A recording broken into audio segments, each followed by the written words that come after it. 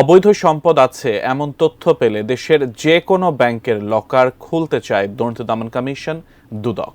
কেন্দ্রীয় ব্যাংকের সাবেক ও বর্তমান কোনো কর্মকর্তার লকার খুলতে হলে দুদকের অনুমতি নিতে হবে। গভর্নরের কাছে এমন চিঠিও দিয়েছে সংস্থাটি। আরও বিস্তারিত জানাচ্ছেন সহকর্মী তাওহিদ সৌরভ। মূল্যবান সামগ্রী নিরাপদে রাখতে ব্যাংকের সেফ ডিপোজিট লকার ব্যবহার করেন সম্পদশালীরা। সাধারণভাবে স্বর্ণের গহনা, জমির দলিল, মেয়াদি আমানতের স্লিপ সহ গুরুত্বপূর্ণ নথিপত্র রাখার জন্য লকার ভাড়া নেওয়া হয়। প্রতিটি ব্যাংকের বাছাই করা কিছু শাখায় থাকে এমন সুবিধা।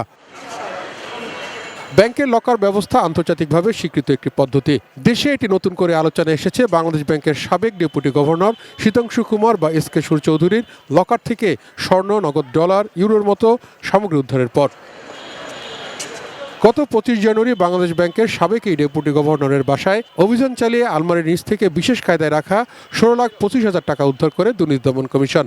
ওই অভিযানে তার কেন্দ্রীয় ব্যাংকে থাকা লকারগুলোর সন্ধান মেলে, যেখান থেকে প্রায় 5 কোটি টাকার সম্পদ পাওয়া যায়।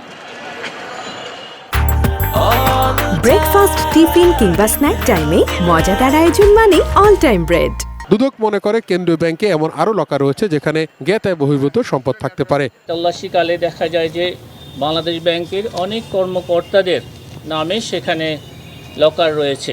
আমাদের অনুসন্ধান দলের কাছে প্রতীয়মান হয়েছে যে বাংলাদেশ ব্যাংকের অনুসন্ধানের সাথে সংশ্লিষ্ট আরও অনেকের এই ধরনের যে লকারগুলো রয়েছে সেগুলো তল্লাশি করা প্রয়োজন। আমরা মনে করছি যে এইগুলোতে বৈদেশিক মুদ্রা এবং স্বর্ণালঙ্কার সহ অন্যান্য গুরুত্বপূর্ণ দালিলিক প্রমাণাদি এফডিআর এই সমস্ত ইনস্ট্রুমেন্ট এখানে রয়েছে, যেগুলি তারা গাতোয়ায় বহির্ভূত বলেই আমাদের অনুসন্ধান দলের নিকট প্রতীয়মান হয়েছে। শুধু কেন্দ্রীয় ব্যাংক নয়, সব ব্যাংকের লকারই হানা দিতে চায় দুদক। যে অনুসন্ধানগুলো চলমান আছে সেখানে যখন প্রয়োজন হবে সে অনুসন্ধান দল তারা ঠিক করবেন কোথায়। সেটা যে কোনো জায়গায় হতে পারে, সেটা যে কোনো ব্যাংকে হতে পারে, শুধু বাংলাদেশ ব্যাংকের জন্য নয়, যে কোনো ব্যাংকে প্রয়োজন হলে সবখানেই যাব।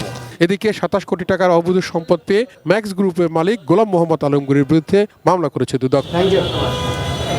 তাওহিদ সৌরভ, এটিএন নিউজ, ঢাকা।